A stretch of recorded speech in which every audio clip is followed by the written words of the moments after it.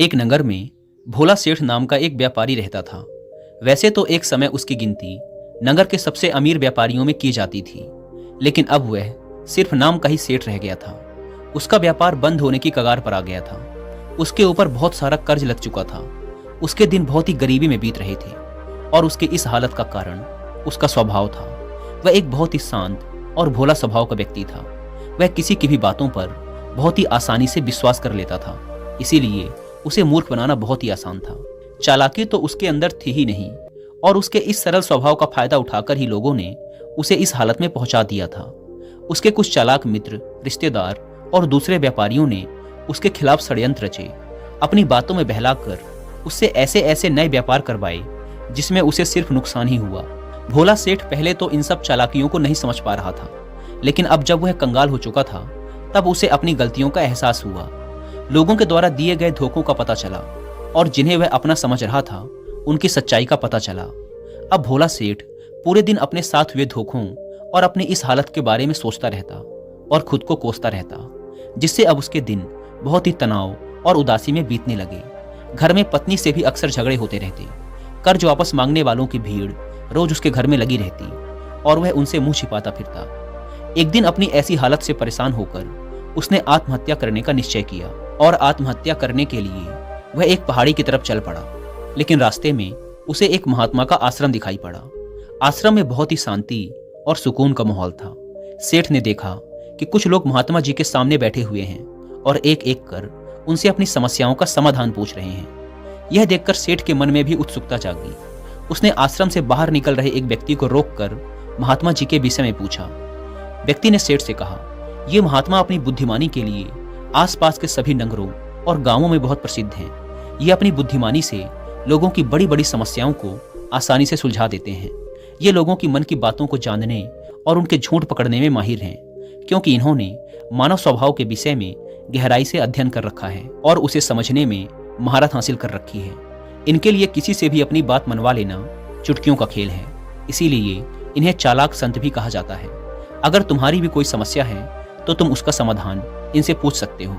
इतना कहकर वह व्यक्ति वहां से चला गया। इसके बाद सेठ चुपचाप महात्मा जी के सामने बैठी भीड़ के पीछे जाकर बैठ गया और अपनी बारी का इंतजार करने लगा। शाम होते होते सारी भीड़ वहां से चली गई।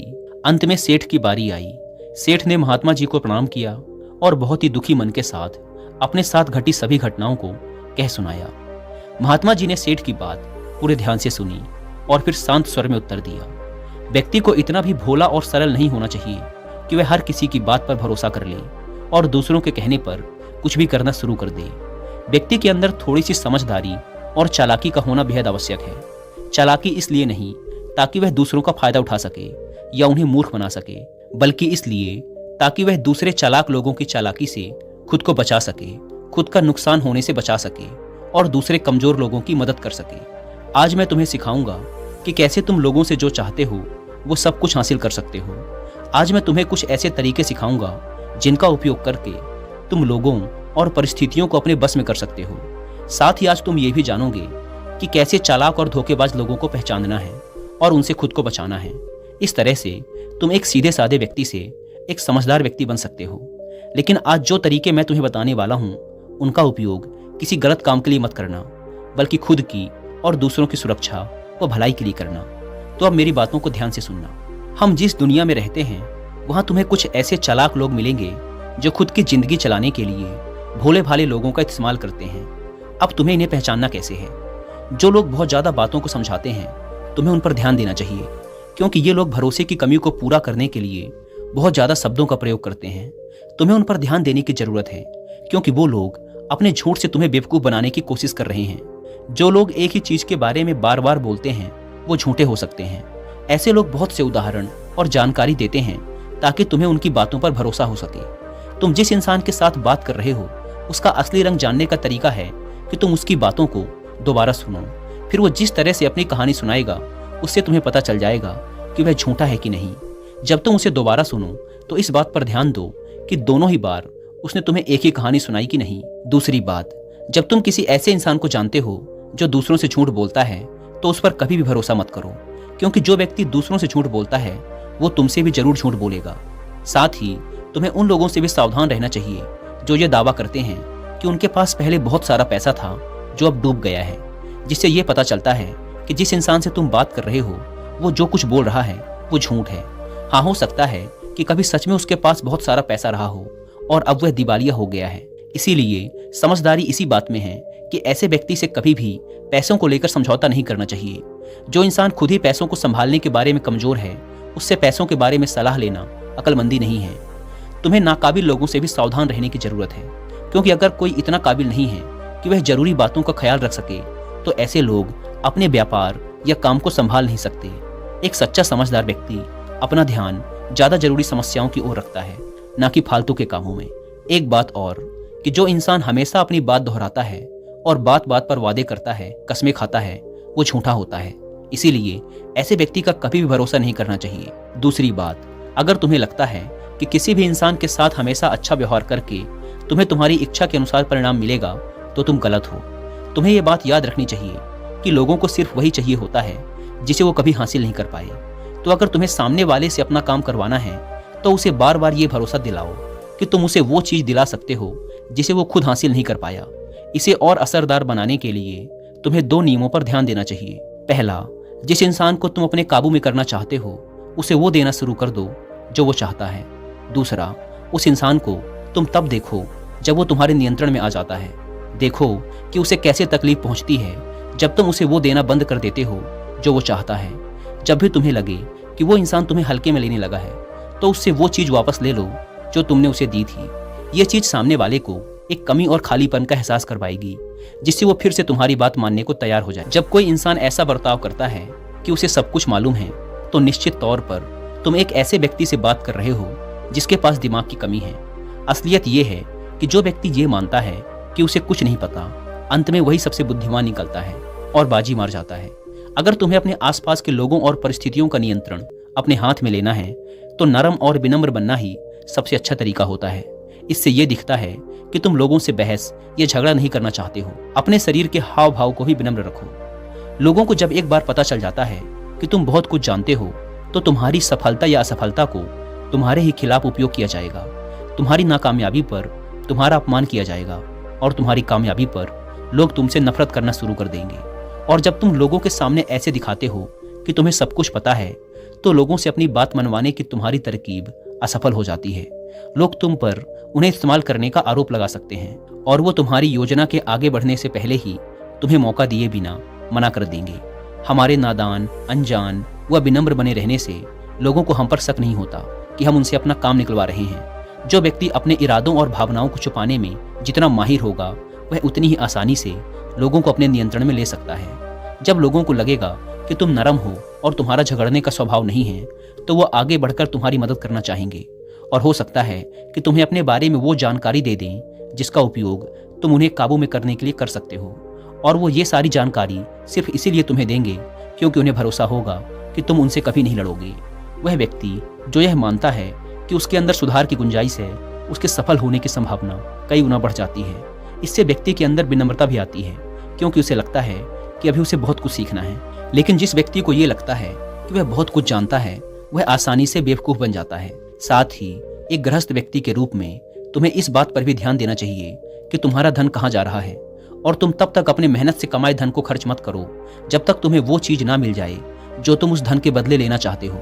इसका मतलब है कि अगर तुम बिना सामान लिए पैसे दे देते हो तो तुम्हारे साथ धोखा होने की संभावना बढ़ जाती है। ऐसा हो सकता है कि अगर किसी ने तुम्हारा पैसा पहले ही रख लिया हो तो वो अपने वादे को पूरा ना करे। इसीलिए सुरक्षित रहने के लिए उस इंसान को अपना पैसा रखने देने से पहले वो हासिल कर लो जो तुम उससे पाना चाहते हो।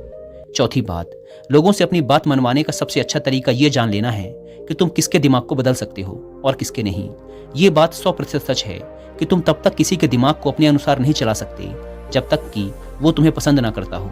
इसीलिए उन्हें ही अपने अनुसार चलाने की कोशिश करो जो तुम्हें पसंद करता हो और तुम्हारी इज्जत भी करता हो, लेकिन सिर्फ सही कामों के लिए। इस बात का ध्यान रखना, अगर तुम किसी ऐसे व्यक्ति को अपने अनुसार चलाने का प्रयास करोगे जो तुम्हें पसंद नहीं करता तो तुम्हारा सारा समय, प्रयास और धैर्य बेकार चला जाएगा। इसके अलावा जब भी तुम ऐसे व्यक्ति को बदलने की कोशिश करोगे तो वो तुम्हारे साथ बहस करेगा। चाहे कुछ भी कर लो, तुम ऐसे व्यक्ति का मन कभी भी नहीं बदल पाओगे। इससे पहले कि तुम्हारी बात बहस में बदल जाए तुम्हें अपनी कोशिश बंद करनी होगी और पीछे हटना होगा। याद रखना, तुम सिर्फ उन्हीं लोगों को बदल सकते हो जो तुम्हें पसंद करते हैं और तुम्हारी इज्जत करते हैं। इसीलिए जिसे बदलना हो या अपने अनुसार चलाना हो, उससे पहले अच्छा रिश्ता कायम करो और दोस्ती बढ़ाओ। इतना कहने के बाद महात्मा जी थोड़ी देर के लिए रुके और फिर आगे कहना शुरू किया। अब मैं तुम्हें कुछ ऐसे तरीके बताऊंगा जिसका उपयोग करके चालाक और धोखेबाज लोग दूसरों को बेवकूफ़ बनाते हैं और उनका गलत फायदा उठाते हैं। पहला तरीका, चालाक व्यक्ति को जब अपना कोई काम करवाना होता है तो वह अपने इरादों को पूरी तरह से छिपा के रखता है, यानी वह झूठ बोलता है, सबसे महत्वपूर्ण बात को छिपाता है और सिर्फ उतना ही हमें बताता है जितना वह चाहता है कि हम जानें। दूसरा तरीका, वह व्यक्ति जो चालाक है और दूसरों को गुमराह करना चाहता है, वह हमेशा यही प्रयास करेगा कि वह ज़्यादा से ज़्यादा लोगों का ध्यान अपनी ओर आकर्षित कर सके, क्योंकि इसी प्रकार से वो एक समूह का सबसे महत्वपूर्ण हिस्सा बन सकता है और लोगों को गुमराह कर सकता है या अपने फायदे के लिए उनका उपयोग कर सकता है। तीसरा तरीका, जो गुमराह करने वाला धोखेबाज व्यक्ति होता है, वह लोगों की भावनाओं के साथ खेलना अच्छे से जानता है। वह अलग अलग मौकों पर अपने फायदे के हिसाब से अलग अलग भावनाएं व्यक्त करता है, लेकिन सिर्फ दिखावे के लिए। जैसे कभी ज़्यादा गुस्सा करेगा, कभी बहुत विनम्र बन जाएगा, कभी बहुत दोस्ताना व्यवहार करेगा तो कभी उदास हो जाएगा। जिस व्यक्ति के साथ जिस तरीके से उसका काम बनेगा, वह उसके साथ वैसा ही व्यवहार करेगा। चौथा तरीका, एक धोखेबाज व्यक्ति ये प्रयास करता है कि सबकी सहानुभूति सिर्फ उसे ही मिले, सब उसे ही सबसे बेचारा समझे। उसे मतलब नहीं कि तुम्हारी तकलीफ कितनी बड़ी है, वह हमेशा तुम्हें महसूस करवा देगा कि उसकी समस्या तुमसे कहीं ज़्यादा बड़ी है और वो तुमसे ज़्यादा बड़ी तकलीफ में है। इसीलिए तुम्हें उसके प्रति दया भावना रखनी चाहिए और उसकी मदद करनी चाहिए। पांचवा तरीका, एक चालाक व्यक्ति जो तुम्हें अपने अनुसार चलाना चाहता है, वो तुम्हारे दिमाग में इस बात को गहराई से बिठा देगा कि वो ही तुम्हारे जीवन का सबसे महत्वपूर्ण व्यक्ति है, उसके बिना तुम्हारा काम चल ही नहीं सकता।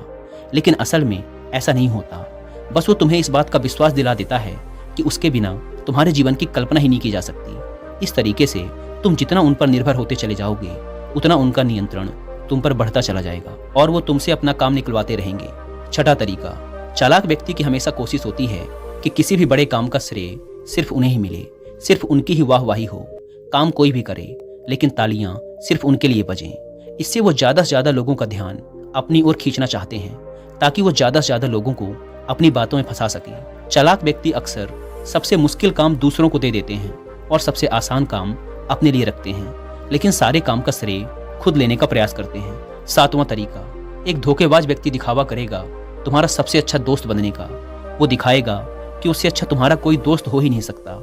इस तरीके से वो तुम्हारे सारे राज जानने का प्रयास करेगा और कभी गलत समय आने पर वो उनका उपयोग तुम्हारे ही खिलाफ करेगा। इसीलिए अपने राज बताने से पहले 10 बार सोचो, क्योंकि दुनिया में सबसे खतरनाक चीज है एक धोखेबाज दोस्त का होना। इसीलिए कौन दोस्त है और कौन नहीं, इसकी पहचान करना सीखो। आठवां तरीका, अधूरी जानकारी देना। जो धोखेबाज होगा वो तुम्हें सिर्फ उतनी ही जानकारी देगा जितनी वह चाहता है कि तुम्हें पता हो। कारण क्योंकि वह चाहता है कि तुम्हें सिर्फ इतनी ही चीज़ों का पता हो। वो तुम्हारे साथ कभी पूरी बात साझा करेगा ही नहीं। वो सबसे महत्वपूर्ण बातें छिपा लेगा ताकि समय आने पर वो उनका उपयोग कर सके और सारा श्रेय ले सके या अपना काम निकलवा सके। नौवां तरीका, चालाक व्यक्ति कभी भी अपनी बात पर खरा नहीं उतरेगा। समय आने पर वो अपनी बात से मुकर जाएगा। अब इसका कुछ भी कारण हो सकता है, या तो वो चाहता है कि तुम्हारा वो काम ही ना हो, या फिर वो जानबूझकर ऐसा कर रहा है। ये उसके इरादे पर निर्भर करता है। 10वां तरीका, वो ऐसा दिखावा करते हैं जैसे कि उन्हें कुछ पता ही ना हो। वही सबसे ज्यादा मासूम है। हालांकि उन्हें उस समय उस घटना या चीज के बारे में सब कुछ पता होता है, लेकिन वो फिर भी तुम्हारे ही मुंह से सब कुछ सुनना चाहेंगे। क्यों? क्योंकि कल अगर उनके मुंह से ऐसा कुछ निकल गया जो नहीं बोलना चाहिए था, तो वो तुम्हारा नाम ले सकें कि मुझे तो उसने बताया था। या फिर वो मासूम इसलिए भी बने रहते हैं ताकि वो जिम्मेदारियों से बच सकें। ज्यादा काम जो उन्हें मिल सकता था उसके भार से बचे रहें। वो जानबूझकर ऐसा करते हैं ताकि कोई उन पर ध्यान न दे और वो बड़े कामों से बच सके। 11वां तरीका, दूसरों की तरफ उंगली उठाना या फिर दूसरों को दोष देना। चालाक और धोखेबाज व्यक्ति चाहेगा कि उसके हाथ हमेशा खाली रहें, मतलब कि उसे कोई मेहनत या जिम्मेदारी वाला काम ना करना पड़े। इसीलिए वो दूसरों की तरफ उंगली करते रहते हैं कि मुझे ये काम अच्छे से नहीं आता, उसे अच्छे से आता है। या फिर दूसरी स्थिति ये आती है कि कहीं उनकी पोल खुलने वाली होती है या उनकी इज्जत पे बात आ जाए, तब भी वो अपनी गलती का दोष दूसरों पर ही डालते हैं। 12वां तरीका, एक गुमराह करने वाला धोखेबाज व्यक्ति हमेशा झूठी तारीफ करेगा। वो वही बोलेगा जो सामने वाला उसे सुनना चाहता है, और वो ऐसा तब तक करेगा जब तक उसका काम नहीं निकल जाता। उसके बाद वो उसी व्यक्ति की लोगों के सामने बुराइयां करेगा और उसकी कमियां गिनाएगा। 13वां और आखिरी तरीका, वो तुम्हारे निर्णयों पर अपना नियंत्रण रखने का प्रयास करेगा।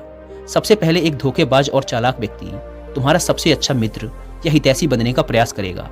उसके बाद जब उसे भरोसा हो जाएगा कि तुम उस पर आंख मूंद कर विश्वास करने लगे हो, तो वो तुम्हारे निर्णय खुद लेने का प्रयास करेगा और तुम्हें यह महसूस करवा देगा कि जो निर्णय उसने तुम्हारे लिए लिए हैं वही निर्णय तुम्हारे लिए सबसे फायदेमंद हैं, जबकि अंत में इसका फायदा सिर्फ उस चालाक व्यक्ति को ही मिलने वाला है। तो ये थे वो तरीके जिनका उपयोग करके तुम लोगों से अपनी बात मनवा सकते हो और चालाक व धोखेबाज लोगों की पहचान करके उनसे बच सकते हो। भोला सेठ को अब अपने सभी प्रश्नों का उत्तर मिल चुका था। उसने इस अनमोल जानकारी के लिए महात्मा जी का धन्यवाद किया और अपने घर वापस लौट गया। दोस्तों, उम्मीद है कि आपको ये वीडियो पसंद आई होगी।